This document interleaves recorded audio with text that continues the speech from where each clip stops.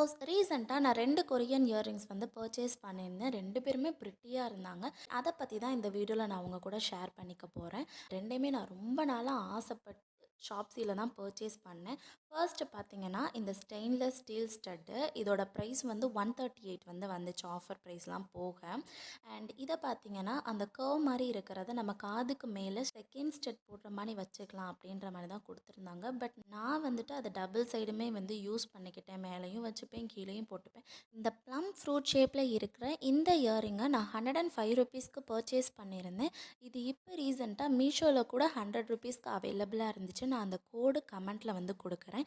இந்த இயரிங் பார்த்தீங்கன்னா, நம்ம அந்த மேலே ஸ்டிக் மாதிரி இருக்கு இல்லையா, அதை எடுத்துட்டு தென் அதை வச்சு நம்ம வந்து மாட்டிக்கிற மாதிரி தான் இருந்துச்சு. எனக்கு 2 இயரிங்குமே ரொம்ப பிடிச்சிருச்சு. அண்ட் இந்த மாதிரி வீடியோஸ் உங்களுக்கு பிடிக்கும்னா சப்ஸ்கிரைப் பண்ணிக்கோங்க.